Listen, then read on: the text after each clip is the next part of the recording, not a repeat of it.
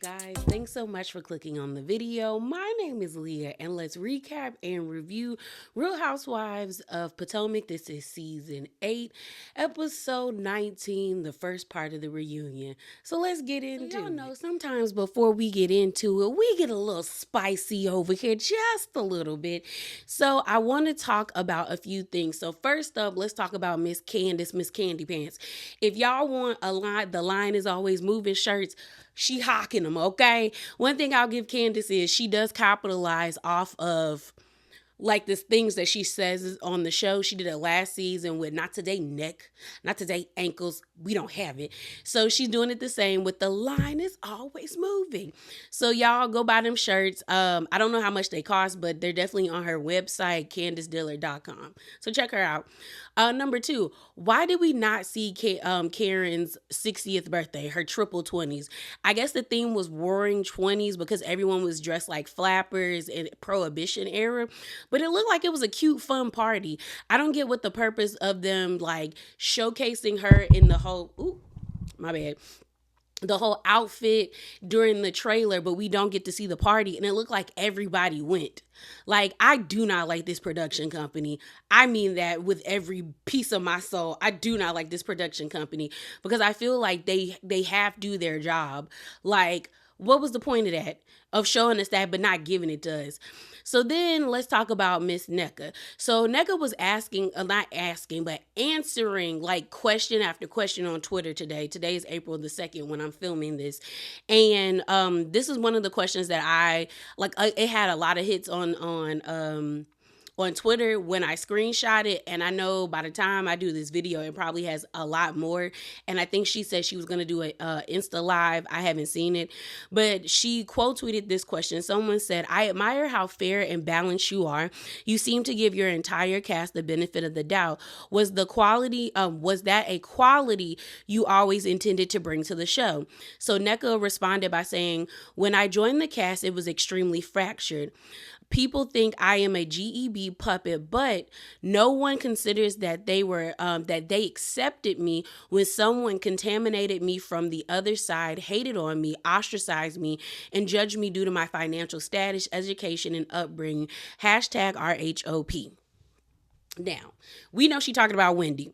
But this is how I feel about this. I do think production did NECA a disservice by just throwing us with the shrine storyline. Well, we do know she was on a fertility journey of trying to get pregnant, as well as she was hosting, or she was about to launch her champagne line.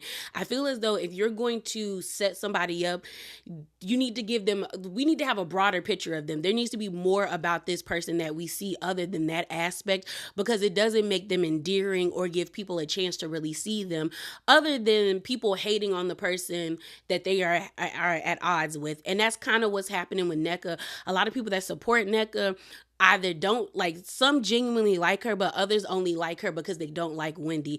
And I don't think that's the way to go, because those kind of people are fair weather like fans and will drop you in a hot minute. In my opinion, I believe that NECA also has to take accountability, because ma'am, you came in here and it looked like you ostracized yourself from Wendy and them. And how could Wendy ostracize you from the group when majority of the group don't really rock with her? You know what I mean? So I think what happened with NECA is, I honestly think Lebe is patient zero, and she poisoned NECA's mind to have NECA feeling like she was gonna have to come in here be on go as it pertains to Wendy. And when she got up here, she did herself a disservice by not really showcasing who she really is, but also a production harping on this one main thing did not make her likable to a lot of the fans. I'm indifferent towards her, but I do think she deserves a second season in order to either gain redemption or really change how she wants people to view her, because it does seem like production didn't show everything about her. So the reason why I brought up that tweet is because the quote tweets were nasty. Like when I tell you nasty, I mean nasty. Like a lot of people are saying a lot of xenophobic and hateful stuff. And I feel like we reached a point in this fandom where people are just unhinged weirdos. Like you can like who you like, you can go up for who you go up, but when it gets to the point where you feel emboldened to say some vile stuff that if you ever met that person in person, you wouldn't do, or you are advocating for physical violence against them, you've jumped the gun, you know what I mean? Like you don't know these people. Like, yeah, you can feel that type of way, but to get in their mentions and at them and be that aggressive is wild to me. It really is. I don't like Giselle. I haven't liked Giselle since Ultimate Girls Trip, but I'm never gonna get on the internet and be like, ha ha ha, like spewing that much hatred towards that lady and adding her. I'm not gonna be in her comments. I'm not gonna be DMing her. I don't care that much. I still hold on to the fact I don't like her, but I don't care that much. And I also understand this show is for like entertainment purposes, but some of y'all don't get that. So y'all know Nicki Minaj is on her Gag City tour, and I've heard a lot of positive things about it, you know, so kudos to her. But she was in DC. I think she was in New York the other day, and I saw that she took a picture with Teresa and her daughters because they attended the concert. Well, Giselle and her little crew did. It was Sharice, Ashley, Giselle, Robin, and NECA. And Nikki posted a picture of them, and then they did like a 5-minute live. And it was all right. Was it cringe at times? Yes, but it looked like it was fine. But everybody was mad. Like the quote tweets for that were nasty as well. Like it's like, okay, y'all, like if they truly are friends, why would they not go and hang out? Like at some point, y'all got to let it go. Like they can kick it with each other, whether it's an alliance or not. It is what it is at this point. Y'all got to let it go. Y'all got to let it go. And then I also feel like y'all are missing the plot. I saw somebody compare the situation with Giselle to Emmett Till. And I said, oh, that's not right.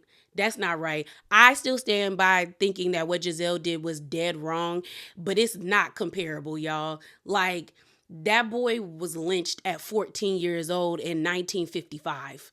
Like the power dynamics of that whole entire situation is not the same.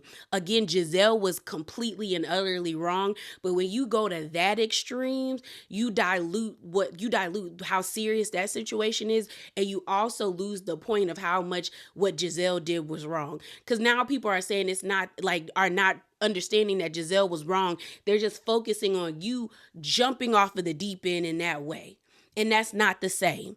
That's not there is, and there's no way someone's going to get me to see the parallels of that situation. Still have your feelings, but think before you put that on the internet because you look crazy.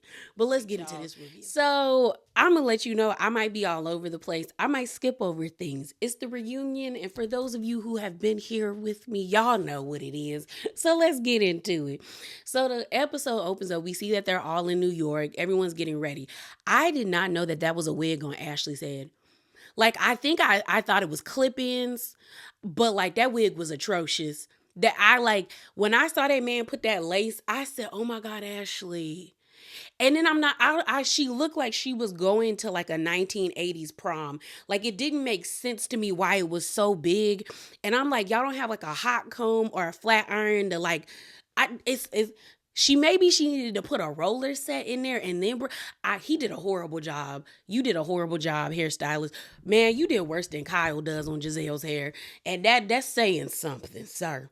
Saying something. So they all get out on the stage. Giselle looks irritated that she's second chair, and ain't nobody gonna tell me different. Andy pretty much tells them, girl, I'm sick of all of y'all, okay? We need to move forward because let me tell you, these ratings suck, the seasons suck, and now the advertisers is knocking at my door expecting more, and we can't give them because y'all can't move forward. So are we gonna move forward? Karen jumps in and she says, I believe in all of these ladies. I know that they can rise to the occasion. Everybody says, yeah, I'm looking for moving forward. All Giselle can give us is, I'm looking for the ownership. And then Rob's like, yeah. After Karen asked them, I was like, ding, ding, ding. There are your two problems right here. But mainly there's your main problem right there. But y'all don't care. So pretty much someone, a viewer question was asked about how the only time it seems like the ladies get along is when they talk about sex. And Andy was like, why is that? I said, cause, and Mia says, cause we're horny toads. I guess. But that should not be the only time y'all come together is when y'all talk about sex. Like, there should be more common ground than that.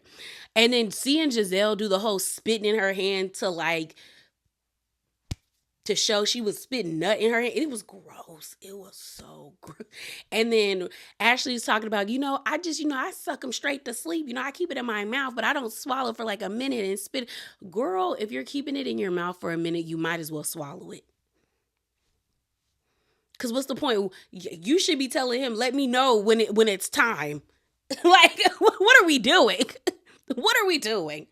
I was like, really, bro? And Giselle, I was like, why are you doing that? No, that's not attractive. It looks gross. Stop. Lady God. So Mia ends up saying that she's taking Robin's advice about swallowing. And I still don't understand why Robin is swallowing that man's stanky battery acid piss coming through his. Ugh.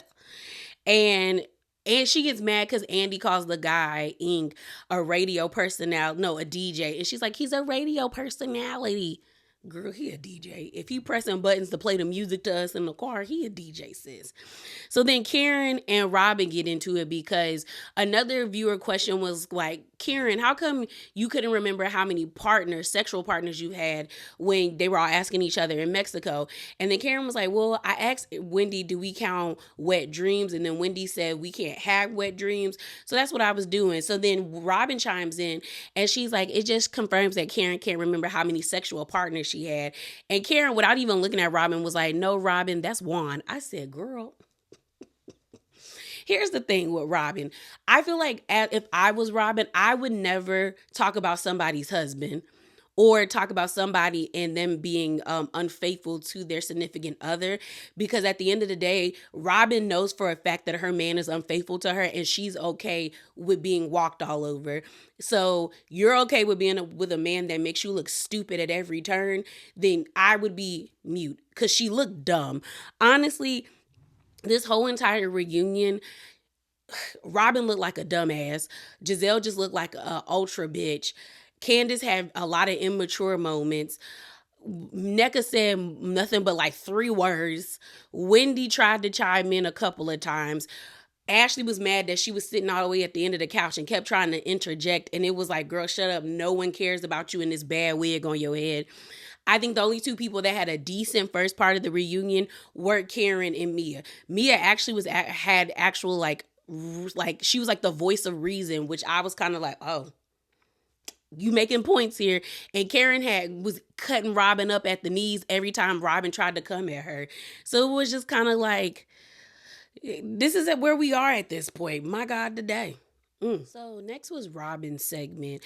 And like I said in my last spicy corner, it's alleged that Robin got fired. I'm thinking she didn't get fired, more so like a demotion, like she's probably going to be a friend of and possibly Giselle's friend.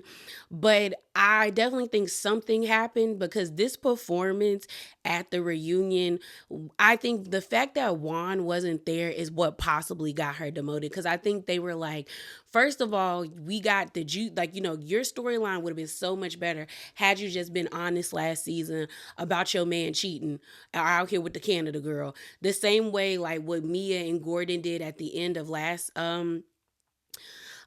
this season's episode, the last 15 minutes of the season. Robin should have did the same with Juan, but she didn't. And then you put that information behind a paywall, and then we bring you back this season and you give us nothing. And on top of that, he didn't even have the balls to come to the reunion. Yeah, they probably was like, yeah, girl, bye-bye. Like she might have probably got demoted or fired, but we don't know yet. I'm thinking it's more so a demotion. But They do the B-real footage of Robin throughout the season with the whole Juan thing. We find out that Juan declined to come. He also didn't watch the season. When Andy looked at her and was like, why wasn't he here? Because basically he was like, Juan doesn't have a job. He doesn't really have a reason why he's not here. She was like, he declined to come. Wendy and Ashley chime in. Wendy is like, he should have be here to protect you, to shield you. Like, that is like what he's supposed to do. Robin was like, I don't need protection. And it's like, in a sense, you shouldn't be shouldering the brunt of all of this. And who doesn't want to be protected by someone that they love, that they would do the same for? You can clearly tell that in this relationship, Robin cares more about Juan's well-being than her. Because then Andy asked about like the whole Canada situation, and do any of the ladies believe Juan's story? And everyone's like, no. And they were pretty much came to like the consensus, like, if Robin believes it, that's all that matters, because she with him. And I think they also know no matter what they say about Juan to Robin, she gonna thug it out like a dummy. So it's like, what's the point of getting you like working up your blood pressure for a friend you know is stupid enough to stay with somebody that treats them like a doormat? So then Giselle is like, well, what about him calling Coach Reed beautiful? Like, did you have an issue with that? And Robin's like, no. And my thing is like, Robin's response being like, well, Juan only said she was beautiful because had he been with somebody that wasn't, this wouldn't be a situation. No, that's a lie.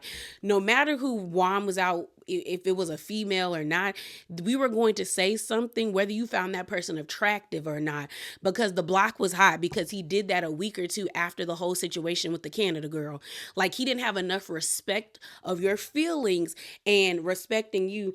Excuse me, y'all. Or like respecting you enough not to embarrass you like this when you're already going through embarrassment, to not be at the laundromat with this girl or the nail shop, wherever they were. So then Ashley even admits that her pasty, wet looking demon of a husband, he showed up when he got caught red handed cheating on her, when he like, so it's just kind of like, everybody else's man can show up except yours. So then another viewer question was about the whole phone situation, where they were like, Robin, you don't think it's weird that Juan is like, he clears out his phone all the time? And she's like, no, he doesn't like the clutter. She could have said storage, but clutter, sis. And then she was like, well, we don't have each other's passwords. And I was like, why not? And it's not like, and my thing is like, not having someone's password isn't like a huge deal to me, but I'm like, when you ask for it, does he give it to you to go in his phone? Like, hey, you're needing a phone, like, hey, give me your phone so I can call such and such, because your phone is like upstairs and you don't want to go upstairs. If he says no, or be like, go get your own phone, then that's an issue for me. Because why can't I use your phone? Why can't you give me your password? What you hiding? That's what it's giving, sis. So they get on Candace and Candace's feelings about this situation. And Candace pretty much says she didn't have an issue really with Juan cheating on Robin. It was more so her demanding everybody else be transparent and honest about their situations, and she wasn't. And she's like, Robin's like, where have I not been like transparent and honest? Give me an example. Like, where have I demanded that from you guys? And she said, well, you were the one demanding that Karen explain the whole Blue Eyes picture when we was in Mexico. And Robin said, I only brought that up because of because of her talking about she saw Juan holding hands with some girl in Georgetown. And I got where Candace was coming from, because it's like, she brought that up, and if I'm remembering correctly, it was because Robin was already like picking at Karen, and Karen just sprayed her with that tea, so then Robin came back with that. So but Robin has done that. They did it, and even if Candace didn't use that, I can use my own. She did it first season with Ashley and Katie, more so with Katie, with that man trying to figure out what was going on with them. You and Giselle did it with Charisse and her ex. Like, y'all have been in people's business trying to figure out what's going on in there. Y'all did it with Karen and Ray in the tax situation and everything, and Jessica Lyles or Erica Lyles, whatever that lady's name is. Like, y'all Y'all have done it to other people, but y'all don't like it when it's reciprocated to you. So then Andy talks about why not get ahead of the story. And she was like, because I didn't want to. And he was like, So then Karen chimes in and she's pretty much like, I got ahead of it, but I did that press tour without press. But I acknowledged what y'all wanted to talk about it and we moved on. And they were like, well, Karen, yours was in the the paper and all of that stuff. And I'm like, well, Robin, yours was all over the blogs, even the white blogs. I saw it on several blogs, okay? And like, so it was all over the internet. It was on TikTok, Instagram, YouTube, Twitter. I don't have Snapchat, but I bet you it was over there too. But it's just like, and like people talked about it. So acting like she's being crazy by being like, girl, it was everywhere. Because when Karen was like, well, I think credit card receipts is everywhere, is the paper that's important, and that is true. Your man got caught in 4K signing a random lady's hotel bill. Okay. And they do another fan question, but they blur out or bleep out the person's name. And it was the blogger that we're not going to name on this channel pretty much asked a question of Candace where they were like, well, season 3, Candace, you and Chris said there are certain things that you are allowed to like hold from the public view. And Candace is like, I'm not going to answer that. That is one of what's her name? One of Robin's friends who she's in a group chat with two other bloggers that I'm not going to do. I'm not answering that man's questions. So then Robin makes a face. Then Candace and these poster boards, girl, they were cringy, sis. I like you, Candace, but they were cringy because the poster board was this. It was your whole entire body, ma'am. I think you're like maybe the same height as me. I'm 5'2". Girl, that poster board look every bit of, and Karen, this is probably like 5 feet even. That poster board look every bit of your whole entire body weight. All you probably needed to do was give out printer paper or have your phone if you wanted to be extra laminated. But them you were shuffling and grabbing. It was cringe. So she pulls out these poster boards and it's pretty much a screenshot of a text group, of a group chat where the said blogger and another blogger and a few other people are in it. They said Candace is in her own with her own little friends, which here's the way I feel about this. I feel like Robin's a hypocrite because you are harping on and on and on and on this whole entire season how Candace used social media to get the people against you and all of that stuff, where you got caught red-handed in a group chat. Candace never came at y'all for y'all doing y'all podcast or saying things on the podcast and all of that stuff. But she just says what she's like, she's on Twitter saying what she says. So it's kind of like you look hypocritical AF to be saying like you be using social media where you are using social media talking to two people that probably have a pretty substantial fan base and a following, giving them information. You look lame, sis. And I mean, Candace looks lame too, because it's like you shouldn't be that invested with fans. But also, Candace isn't telling people they use social media because you're doing the same thing. So on the poster board, it was blurred out because said blogger said on Twitter that he told them no, that he didn't want them to use his name or his likeness on the show. So he didn't give them the consent, but they still talked about it. Where it was when Giselle got mad. No, Robin got mad at Giselle for bringing up Juan yelling at her. So in the group chat, she pretty much said, "Should I post this Sunday because I'm really mad that Giselle would make it seem like Juan was yelling at her when he wasn't." And so, next thing you know, Giselle is like, huh, what? We talked about that. We talked about that. But then when Karen asked Giselle, like, did you know? Giselle kind of made a face and Karen smirked like, ooh, you really didn't know. Your own little friend was talking trash about you. On top of that, Giselle, like, she outed herself when she was like, I should be the one that's more offended. And it's like, well, if you talked about it, what do you need to be offended or mad about? So Candace was just like, she was like, y'all conspired against, like, I think, was it Andy? I think Andy was the one that asked, like, do you really believe that they conspired against you, conspired against Chris to protect Robin? And Candace says, yes, I believe that. And then Robin's like, what? So then Andy asks, what needs to take place for Robin and Candace? What do y'all need from each other to move forward? Candace immediately is like, I need a tissue. Giselle laughs in her face, talking about the tears, like cackling, like howling in that lady's face. Candace is like, F you, you're a B, da da da da da da. And I'm like, Candace, you looking at Giselle laughing, but Robin smirking. She thinks it's funny. If she ever somewhat cared about you, she would have been like, Giselle, chill out. Chill, sis. Like, I know, but chill. Even Karen was looking at her, and then Mia kind of made a face, and then Andy was like, that's kind of mean, Giselle. So then Candace was like, I just need my friends to acknowledge my feelings.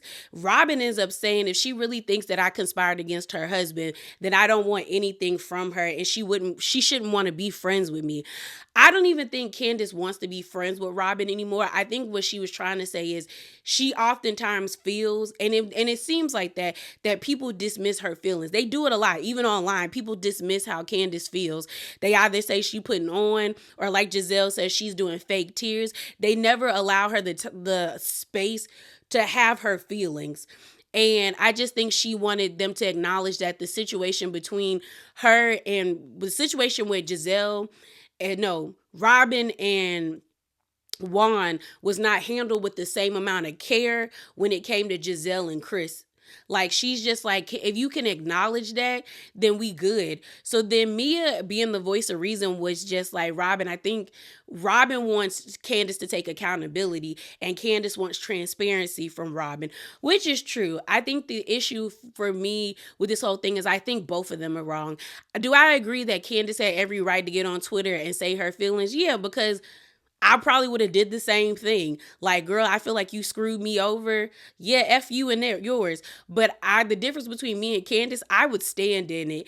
Candace is trying to like sidestep accountability in saying like it wasn't like that, but it was like that, because the lady already felt like everybody was dragging her name through the mud, and then you added to it. I also think you thought your friendship was a lot deeper than it was, because you expected her to ride for you more than she rode for Giselle, and you learned the hard way that that lady really don't care about you like that. So then for me, for Robin, even though I don't believe Robin helped, like she conspired against Candace, you did falter and you weren't a good friend. You bring that boombox to to Miami to embarrass that lady because you didn't like the fact that she was not taking y'all's side with all y'all being up against Wendy. Then on top of that, every chance you got to like talk about that whole not real situation between that lady who said Chris was out here in these streets, y'all were like laughing about it, when it's like, again, your husband got outed for cheating on you. That wasn't a rumor, sis. It was confirmed, and you confirmed it. So you speaking on somebody else's relationship is like, be quiet, because you don't even have one that's worthy of you bragging about. And some may say Candace doesn't have that, but I'll give Candace more than Juan. At least Chris shows up for Candace. Juan be giving Robin his ass to kiss. So Robin's segment ends with her telling Andy, oh, y'all should do a 2-hour special on Juan Dixon. Nobody cares about that man. He not LeBron James. He not James Harden. He not Damon Green. He not Dwayne Wade. He is a nobody. Okay.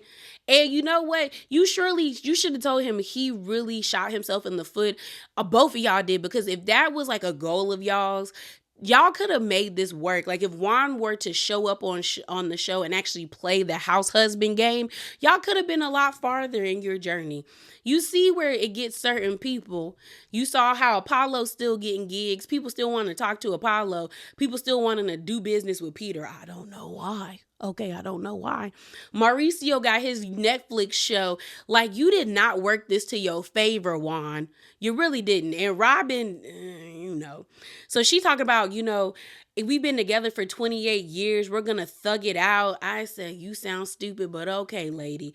They didn't get to Karen. We found out Karen got a facelift. You can tell, because it's giving very Leatherface. And she need to leave her lips alone, because every time Karen made an expression, it felt like this down here got wrinkled. It was weird. I was like, Karen, stop. And leave your lips alone. Our lips are already plump enough. Y'all, don't do that. Don't do that, okay? Leave it alone. So the group talks about Karen riding the fence. They all say she's a fence humper, but I think Candace is like, but she doesn't change when she gets around certain people. They talk about the PAVE event and, you know, how it was wonderful to see them come together and speak about such a serious topic and advocate for themselves. And Andy said, Karen, did you know a lot of the women in this group have been essayed? And Karen was like, yeah, because they shared it with me because I'm friends with everybody, okay? I'm the only one who seems to be able to have connections with y'all. So then they asked about, what's it called? Mia and Jacqueline. Mia and Jacqueline are locked in together. My only thing about that is I wonder how her sister feels, Jacqueline's sister, because Jacqueline's sister was on this like internet rag tagging Mia. She was dragging her from here to there to over there and back. Like she was eating Mia up. And I'm like, I wonder if she feels some type of way that she was really going in on the behalf of her sister just for her sister to run back to Mia and be friends. I would be pissed if I was her sister. So then they talk about Giselle and these death threats. And she was like, you know, Candace called me an imp. She called me evil. She said Giselle needs to be fired and all of this, and that. And Candace said, all true. All right, y'all. So I'm irritated because I filmed this video last night and I was editing it this morning. Why on I guess I hit the mute button on my mic and there's no audio, like none. So I'm irritated, but here we are. I'm gonna just finish this. So pretty much Giselle is trying to blame Candace for the death threats, and I don't think that's fair. And like Candace said, girl, we are not responsible for the unhingedness of these fans, which is true. Giselle is saying, well, it's because you called me a white privileged looking woman last season. And now people are saying colorist, calling me this, calling me that. And the thing about it is colorism has been the secret housewife or the loudest housewife on this show since season 1. A lot of people have not been watching this show since season 1, but I have, okay? And people didn't even want to watch this show when it was first premiered because everyone was like, was the only requirement to be on this show passing the brown paper bag test? How are you in the chocolate city and nobody on this cast is chocolate? Because the darkest person on the cast was Charisse. You had 2 mixed women, which was Ashley and Katie, and then you had Giselle, Karen, and Robin, who were light brights, and then you just had brown skin Charisse, and everyone was like, this is all y'all could find in the chocolate city. So colorism has always been a part of this show. It's just that this show doesn't think it's that important, or the network or production doesn't think it's that important to actually have an important and vulnerable conversation about it. The fact that Love and Hip Hop was able to have a better conversation about colorism than Bravo says a lot. Says a lot that they had someone at the helm of that production that thought it was important to have that conversation and really get ahead of like what was coming versus this production company and network. So she wants Candace to take responsibility of that. And Candace was like, I don't take responsibility of that. They then bring up the tweets. Mind you, the tweet that they're talking about is not a tweet advocating for violence against Candace. It's a tweet that is talking about, what's it called? That was talking about colorism. And then Candace was like, because I like tweets, whereas you have y'all talking about me on a podcast. And they were like, we did that one time. And then she was like, so then Robin is like, are the accusations about your husband's limp penis not true? And again, Robin, you should not be talking about anybody's penis. You should not be talking about anybody's husband's penis. So they circle the conversation back around to Candace and Giselle arguing. And that's why I can't go up for Giselle, because Giselle wants people to have compassion and grace for her, but Giselle never owns what she does. And that's why I feel like production has created such a toxic environment where they don't hold Giselle accountable. So then you have fans feeling the need to take everything to the extreme with their opinions and their feelings towards these ladies because they see somebody not being held accountable or not being reprimanded for the things that they do. Because then they talk about the whole SA situation and Giselle's like, I never accused Chris of that. You did, Giselle. You did. You switched up your story so many times. You had Kyle on here talking about, I didn't like that he knew we weren't there anymore and he wanted to talk to you alone. Then you have Giselle saying that the first conversation that the door was open, Chris wanted to talk to me. I was on the other side of the bed when we were in the hotel room. It went from dressing room to hotel room. And when I told him to leave, he left. So it's like, then you tried to imply that he was trying to see if you were with it, trying to try you. So you made implications that he was up to no good. Like he had premeditated notions to do something to you underhandedly or to cheat on his wife. And the fact that everybody was trying to gaslight Candace like she was crazy until production, I guess, whispered into Andy's ear, no, we got footage of her saying it, and they ran the tape back. Candace, last year I told you your husband made me feel uncomfortable because he made me go into a bedroom and close the door. That is what happened. Of her saying it is then when Giselle was like, that's not what I meant. It doesn't matter what you meant. The implication is out there. And it's like the fact that you can't take ownership of that is disgusting ass behavior because you altered that man's reality. You had people like, and I didn't even know this until people put it on the internet that people were Chris said that people reached out to his kids. You want people to care about your kids, but you didn't have enough respect and care to care about his, but we're supposed to care about yours.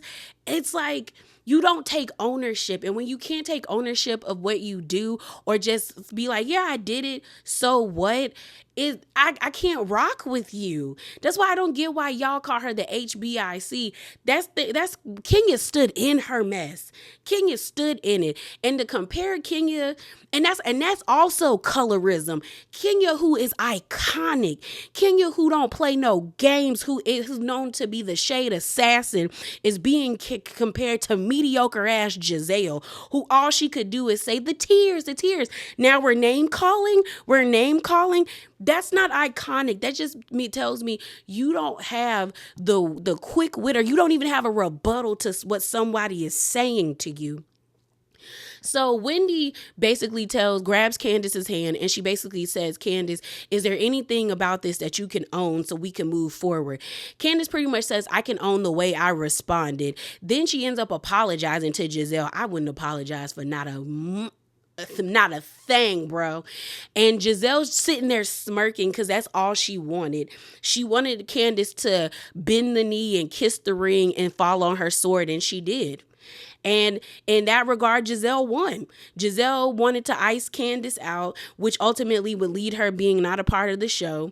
Production helped in that regard. And now she's not a part of the show because Candace probably looked at the situation and was like, there is no way where I will be protected or given the respect that I feel like I deserve. So at this point, let me bow out. Now, some people feel like Candace was jumping the gun and she quit the show, but I don't believe that. And even if that is true, either way, being fired was a blessing in disguise, because at the end of the day, what's the point of you showing up to work every day, even if the pay is good, if mentally you are riddled with anxiety and depression, or you're always in an environment where you're in a state of being angry or constantly being on the defense. So they wrap for lunch. We end up seeing, before they wrap for lunch, Karen and Robin got into it. Y'all know they ain't gonna never see it for each other. I really didn't care, but it did point these things out to me. I'm not really gonna talk about the Gordon and Mia stuff really, but let's talk about it briefly, because Mia's lying. Gordon and Mia are playing in our faces, and at this point, I can't do it, y'all. So they wrap for lunch, and Gordon is in Mia's dressing room. Mia is FaceTiming Ink on the phone. Gordon's like, hey, man, how you doing? I said, oh, Gordon, you are down bad. You are down bad, my guy. And when that boy said, I love you, or Mia said, I love you, I said, not them saying I love you in front of this man. But basically, they get back on stage and they're talking about Mia and her situation. They play her B-reel footage. And what we find out is that Mia and Ink knew each other in high school. They actually have a picture of them in high school together. She said that he moved to Atlanta. She stayed where she was. She said she was at work and she was in school and she didn't want to leave. So they were out of touch, and then they got back, they found each other again. Mind you, I'm like, how are y'all out of touch, but you've been having a 10-year affair since you've been with Gordon? So that means you never lost touch really like that. And then Wendy chimes in and she said, Wendy, and I think Wendy was doing this to make Mia aware that Gordon pretty much is going around telling people that Ink came to the house to try to take Jeremiah because he thinks Jeremiah is his son. And everyone's like, girl, what? So then Andy was like, does Gordon think Jeremiah is Ink's son? And Mia was like, yes. And everybody was like, girl, what? And my thing is like, there's too much inconsistencies with Mia's story. So we know Mia is lying. But this is what I peeped while watching this. A really probably good duo that's unexpected would be Mia and Candace. The way Mia and Candace were like talking to one another, or like, you know, Candace was like saying, no, get his title right. Like the banter was cute. And then I've seen interviews with Mia talking very positively about Candace, and Candace has talked positively about Mia, and like, you know, they're Sagittarius sisters. I was like, y'all could be an unexpected like duo that the girlies go up for. And I also looking at Giselle being like, you were too focused on trying to ice out Wendy and Candace that you should have been clocking Mia, because one thing about it is the girls are going up for Mia. And sis, you might lose your spot. You might be second chair like permanently with Mia around. Because even though I feel like this storyline with her and Gordon is very like they playing in our faces, people seem to like it. Also, people like Mia. They don't really like you, sis. And I mean, you might be the HBIC in production's eyes, but a new Supreme is rising. And here soon, I can see when they do the next promotional photo, Mia's sitting in the middle where Giselle is sitting next to Karen. Because Karen is going to always be the face, mainly because Karen, when she was arguing with Robin before they got to Mia's segment, when Robin was trying to be like, what would you do if a friend of yours got on social media dogging you out? And Robin was like, Karen was like, y'all have done that to me all the time. Y'all done it to me several times, and I'm still sitting here smiling in y'all faces and talking to y'all. So I would just move on from it. And then Robin was like, see, she can't be non-biased when talking about me. But the truth is, there was some truth in what Karen was saying. Y'all all have kind of dogged Karen out, but Karen still comes to work, has conversations with y'all, and moves the plot along. Giselle can't do that. So I really do feel like here soon, Mia and Karen will be the faces of this show. I really do feel next season, if they come back next season, that the Gordon, Mia, and Ink will be the first chair story of next season, and Karen's DUI. And Giselle will be sitting in second chair again. Girl, watch your back, because you fumble. You may have, like they said, you may have won this battle, girl, but I don't think you won the war. So yeah, y'all, that is it. That is all. Remember to be bravely authentic, and definitely drop down in them comments below. And I'm out, y'all. Deuces.